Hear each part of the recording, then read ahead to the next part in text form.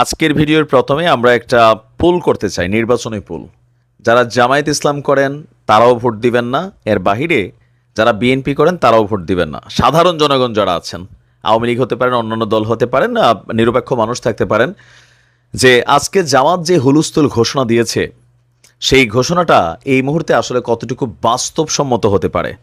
আপনাদের কি মনে হয় যে জামাতের কি সেই ক্যাপাবিলিটি আছে, বা বর্তমানে ভোটের মাঠে জামাতের ওই ভোটটা আছে কিনা যে বিএনপির সাথে নির্বাচনে লড়াই করে জামাত আসলে সেই পর্যায়ে যেতে পারবে বা রাষ্ট্র ক্ষমতায় যেতে পারবে? নাম্বার 2 হচ্ছে জামাত ক্ষমতায় আসলে রাষ্ট্র ভালো চলবে নাকি বিএনপি ক্ষমতায় আসলে রাষ্ট্র ভালো চলবে? কারণ একটা সুষ্ঠু নির্বাচন হলে বিএনপি অথবা জামাত এই দুইটা দলেরই যে কোনো একটা দল কিন্তু ক্ষমতায় আসবে। হুলস্থুল ঘোষণা জামাতের, নিশ্চয়ই টেনশনে আছে জনাব তারেক রহমান, ভোটের মাঠে লড়াই হবে।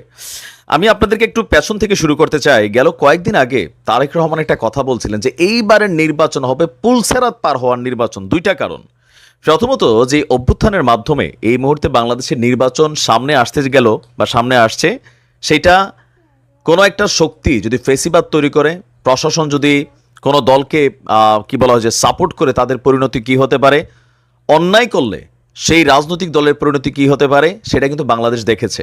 যার কারণে তারেক রহমান এই কথাটা বলেছে। বাংলাদেশ জামায়াত ইসলাম আগামী নির্বাচনে 300 আসনে এককভাবে প্রার্থী দেওয়ার প্রস্তুতি নিচ্ছে বলে মন্তব্য করেছেন দলটির কেন্দ্রীয় নির্বাহী পরিষদের সদস্য এবং ঢাকা মহানগর উত্তরের আমির মোহাম্মদ সেলিম উদ্দিন। তার এই বক্তব্যে স্পষ্ট নির্দেশনা দিচ্ছে যে আগামী নির্বাচনে জামাত এককভাবে ক্ষমতায় যাওয়ার জন্য নির্বাচন করতে যাচ্ছে এবং দিস ইজ ফাইনাল ডিসিশন। আজকে দুপুর 2টায় সিলেটের বিয়ানীবাজার পৌর শহরের একটি রেস্টুরেন্ট হল রুমে কর্মরত সাংবাদিকদের সাথে তিনি তার বক্তব্য দেন। তিনি বলছেন, যদি ইসলামী দলগুলো কিংবা ভিন্ন দলগুলো নির্বাচনের সহযোগিতা চান তাহলে জামায়াতে ইসলামী তাদেরকেও সহযোগিতা করবে। বিগত সরকার দেশকে কেবল পেছনের দিকে নিয়ে গেছে। আর তিনি বলছেন, গত 5ই আগস্ট ছাত্র আন্দোলনের মাধ্যমে এই কি বলে যে সরকারের পতন হয়েছে, সেখানে নতুন একটা বাংলাদেশের স্বপ্ন দেখছে সাধারণ মানুষ। আর সীমান্তের একটি জনপদ থেকে বৃহৎ ছাত্র সংগঠন বাংলাদেশ ইসলামী ছাত্র শিবিরের কেন্দ্রীয় সভাপতির দায়িত্বকালেও রাজনীতির অপব্যবহার করেনি। আগামীতেও জামাত রাজনীতিকে ব্যবহার করে কোনো অপকর্ম কিংবা টাকা পয়সা বানানোর তাদের খায়েশ নাই। তাদের বক্তব্য হচ্ছে যে যদি মানে জামাত বিজয় লাভ করে তাহলে বিয়ানীবাজার গোপালগঞ্জকে একটি আধুনিক আদর্শ জনপদ হিসাবে গড়ে তুলবে। এটা হচ্ছে একটা এলাকার মধ্যে জামাতের আমিরের একটা বক্তব্য, কিন্তু প্রত্যেকটা এলাকায় জামাত কিন্তু তাদের এক ধরনের কার্যক্রম শুরু করেছে। সম্ভবত আমাদের কুমিল্লা বুড়িচংয়েও গেল কয়েকদিন আগে, পরশুদিন অথবা এর আগের দিন, যিনি ছাত্র শিবিরের সভাপতি আছেন ডক্টর মাসুদ সাহেব, নাম সম্ভবত মাসুদ ভাই, তিনি গিয়েছেন। জামাত তাদের রাজনৈতিক কর্মকাণ্ড কিন্তু টোটালি শুরু করে দিয়েছে। তবে মিডিয়া ফোকাসটা ওইভাবে পাচ্ছে না। মিডিয়া ফোকাসটা শুধুমাত্র জামাতের আমির পাচ্ছে। আমার ব্যক্তিগতভাবে মনে হয় যে জামাত আসলে জয়লাভ করাটা কষ্টকর হয়ে যাবে। এখন অনেকে বলতে পারেন যে ভাই, কেন আপনার এটা মনে হলো? বাংলাদেশের রাজনীতিতে আওয়ামী লীগ বিএনপি এই দুইটা দলের যারা সাপোর্টার আছে, ভালো মন্দ বোঝার টাইম নাই। এটা দেখবেন সারা বছর আমরা যেটাই বলি, কিন্তু নির্বাচন আসলে আমাদের ব্লাডের মধ্যে একটা নৌকার ফ্লো কাজ করে বসে, একটা ধানের শীষের ফ্লো কাজ করে বসে। জামাতে তারারও বসে, কিন্তু পার্থক্য হচ্ছে ভোট ব্যাংকটা। সর্বশেষ এর আগে যখন স্বচ্ছ নির্বাচন হয়েছিল 2008-9 দিকে, তখনও কিন্তু আওয়ামী লীগ ব্যাপক সংখ্যাগরিষ্ঠতা পেয়েছে, সেটা ফ্যাক্ট না। কিন্তু জামাত আসলে এককভাবে কয়টা সিট পাইছে। জামাতের রাজনীতিকে অনেকে পছন্দ করেন, কিন্তু বাংলাদেশের একটা বিশাল অংশ সেকিউলার আছে যারা মনে করে যে না, জামাত যদি রাষ্ট্র ক্ষমতায় আসে কট্টরপন্থী ইসলামী মেন্টালিটি এখানে তৈরি হবে। কিন্তু জামাত বরাবরই বলে আসছে যে না, তারা উদার মেন্টালিটিতে কাজ করবে। তো দেখা যাক পরিস্থিতি কোন দিকে যায়। ভারত বাংলাদেশ সম্পর্ক নিয়ে বাংলাদেশ আওয়ামী লীগ সরকারের সাথে আপনারা জানেন যে কত কিছু হয়েছে। তো আওয়ামী লীগ সরকারের পতনের পরে ভারতের সাথে বাংলাদেশের সম্পর্কের মাপকাঠিটা কেমন হবে, এ নিয়ে নানান প্রশ্ন যারা আমরা অডিয়েন্স লেভেলে আছি তাদের। যেমন ধরেন, জাতীয় সঙ্গীত পরিবর্তন, ভারতের সাথে সমানভাবে পাল্লা দেওয়া, অথবা ভারতের মানে জনগণকে যারা বাংলাদেশে চাকরি করে তাদেরকে বের করে দেওয়া। আবার ধরেন ভারতীয় পণ্য বয়কট, অনেক কিছু আমরা ডাক দিচ্ছি। কিন্তু আমাদের যে রাজনৈতিক দলের প্রধানরা আছেন বা অন্তর্বর্তীকালীন সরকার আছেন, তারা ভারতের ব্যাপারে কতটুকু আসলে ভূমিকা নিচ্ছে? তবে আমরা হয়তো আবেগে কাজ করি, কিন্তু তারা বেসিক্যালি বিবেকেই কাজ করে। আসুন দেখি কি এমন ঘোষণা এলো যেখানে ভারতের জন্য খুবই পজিটিভ একটা ফিডব্যাক তৈরি হচ্ছে, আর এতে বাংলাদেশেরই বা কি লাভ ক্ষতি হবে। অর্থ এবং বাণিজ্য উপদেষ্টা ডক্টর সালেউদ্দিন আহমেদ বলছেন, ভারতের সাথে আমাদের যে চলমান বড় প্রকল্পগুলো আছে এগুলো নিয়ে কোনো সংকট হবে না, কোনো প্রকল্পের কাজও বন্ধ হবে না। কিন্তু দৃশ্যত অনেকগুলা কাজ বন্ধ আছে। আমাদের হাইওয়ে থেকে শুরু করে অনেক বড় বড় কাজ, এরকম যে আপনার যে কি বলে উড়াল সেতু, বিভিন্ন কাজ কিন্তু বা জেটি, বন্দর, অনেক জায়গায় ভারতের বিভিন্ন নামি দামি কোম্পানি এখানে বিলিয়নস অফ ডলার কিন্তু ইনভেস্ট করেছিল। তো সরকারের প্রেক্ষাপট পরিবর্তনের পর অনেকেই বাংলাদেশ ছেড়ে ভেগে চলে গেছেন। তাদের যেই প্রকল্পগুলো চলমান ছিল সেগুলো থেমে গেছে, সেগুলোর দৃশ্যত কোনো কাজ হচ্ছে না।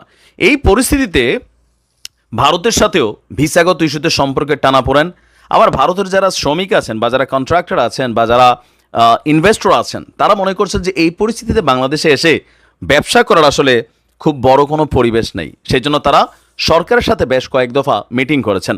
আর সেই মিটিংয়ের পরেই আমাদের ডক্টর সালেউদ্দিন আহমেদ তিনি আপনার ভারতীয় হাই কমিশনার প্রণয় ভার্মার সাথে একটা বৈঠক করেছিলেন। সেই বৈঠকের পর তিনি প্রেস ব্রিফিং দিয়েছেন, বলছেন যে ভারত আমাদের সবচেয়ে বড় ঘনিষ্ঠ প্রতিবেশী, তাদের সঙ্গে দীর্ঘদিনের সম্পর্ক রয়েছে। অর্থনৈতিক, বাণিজ্যিক বিষয়সহ বেশ কয়েকটি প্রকল্প নিয়ে আলোচনা হয়েছে। চলমান প্রকল্প নিয়ে কোনো সংকট নেই বলেও তিনি জানিয়েছেন। অর্থ উপদেষ্টা বলছেন, বিজ্ঞান প্রযুক্তি সহ আরও বড় প্রকল্পে দিল্লি আগ্রহ দেখিয়েছে। বিনিয়োগের ভালো জায়গা বাংলাদেশ। এ সময় বাংলাদেশে বিনিয়োগের জন্য ভারতকে আমাদের সরকারও আহ্বান জানিয়েছে। এদিকে ঢাকা দিল্লি একসঙ্গে আগের মতনই কাজ করবে বলে জানিয়েছে ভারতীয় হাই কমিশনার। ভারতীয় হাই কমিশনার বলছে, ভারতের সঙ্গে চলমান কোনো প্রকল্প স্থগিত করা হয়নি, সাময়িকভাবে কিছুটা হয়তো কাজ বন্ধ ছিল। বিজ্ঞান প্রযুক্তি সহ বেশ কিছু বড় প্রকল্পে ভারত কাজ করতে আগ্রহী। আশুগঞ্জ এবং আখাউড়া সড়কের মতন কিছু প্রকল্পের ঠিকাদার ভারতে চলে গেলেও দ্রুতই তারা পরিবেশটা শান্ত হলে ফিরে আসবে এবং কি প্রকল্পগুলোর কাজকে বেগবান করবে। ভারত থেকে বাংলাদেশের ঋণের অর্থ ছাড় করার বিষয়েও সমস্যা নেই। আগের মতোই এই সরকারের সাথে দ্বিপাক্ষিক সম্পর্ক এগিয়ে নেবে ভারত। এখন প্রশ্ন হচ্ছে, এতে আসলে জনগণের রিয়াকশনটা দুই টাইপের হয়েছে কেন? ভারতের জনগণ টু বাংলাদেশের জনগণ কখনোই সম্পর্ক খারাপ না। ভারতের ইকোনমি টু বাংলাদেশের ইকোনমি পারস্পরিক নির্ভরশীল। যেমন ধরুন আজকে 2,31,000 ডিম আসছে, তো এই ডিমকে বাংলাদেশের মানুষ খাবে না? খাবে। 60 টাকা করে প্রতি পিস আসছে, এই ডিমটা অল্প দামে বেচা যাবে, কারণ আমাদের দেশে সিন্ডিকেট হয়। ভারত থেকে পেঁয়াজ না আসলে আমরা বিপদে পড়ি। তো এটা উৎপাদন করে কে? ভারতের সাধারণ জনগণ। কিনে কে? বাংলাদেশের সাধারণ জনগণ। ভারতের সাথে যে সমস্যাগুলা, এগুলা কিন্তু কোনো পণ্য লেনদেন এগুলা নিয়ে না। সমস্যা হচ্ছে, মূল সমস্যা তিস্তা সহ আরও কিছু বেশ প্রকল্প, নদীর ইস্যু, পাশাপাশি সীমান্তে হত্যা। এই দুইটা জিনিস বাদ দিলে আপনি ভারতের সাথে ওই রকম কোনো কিছু পাবেন না। বা আমাদের যে মাতারবাড়ি বন্দর অথবা তারা যে রেলপথ তৈরি করছে, এখানে আমরা আমাদের স্বার্থটা কতটুকু দেখছি, ভারতের স্বার্থটা কতটুকু দেখছি, এগুলার ক্যালকুলেশনের কারণেই আমরা যখন দেখি যে আমাদের স্বার্থটা কমে গেছে। আবার পলিটিক্যাল একটা মুভমেন্টও আছে, যেমন ধরেন জামাত ভারতের সাথে ভালো সম্পর্ক ক্যারি করতেছে, বিএনপি ভালো, অন্তর্বর্তী সরকারও ভালো। ডক্টর ইউনূস সাহেব মোদির সাথে বৈঠক করার জন্য এক ধরনের একটা লবিংই করছেন আমাদের কাছে মনে হচ্ছে। ভারত আবার সেটা নিয়ে ভাবও নিচ্ছে। তো সকল কিছুর মেইন কারণ হচ্ছে জনগণ যেন অস্থিতিশীল না হয়।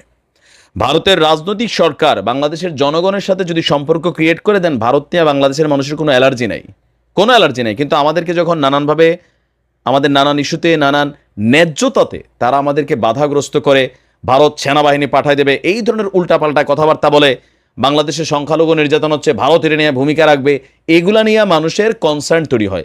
আমরা কি ভারতের ইস্যু নিয়ে এত কথা বলি? সো বুঝতে পারছেন যে আমরা আমজনতা অনেক কিছুই বলি, কিন্তু যারা সরকার চালায় তারা কিন্তু বোঝে যে কোন জায়গাটাতে ঝামেলা হলে কি হবে। ভারতের সাথে সুসম্পর্ক থাকুক, সমস্যা নেই, কিন্তু ন্যায্যতার ভিত্তিতে, সমতার ভিত্তিতে। তোমরা নিবা, আমরাও পামো, হিসাব নিকাশ কাগজ কলমে যা থাকবে তা বুঝাই দিতে হবে।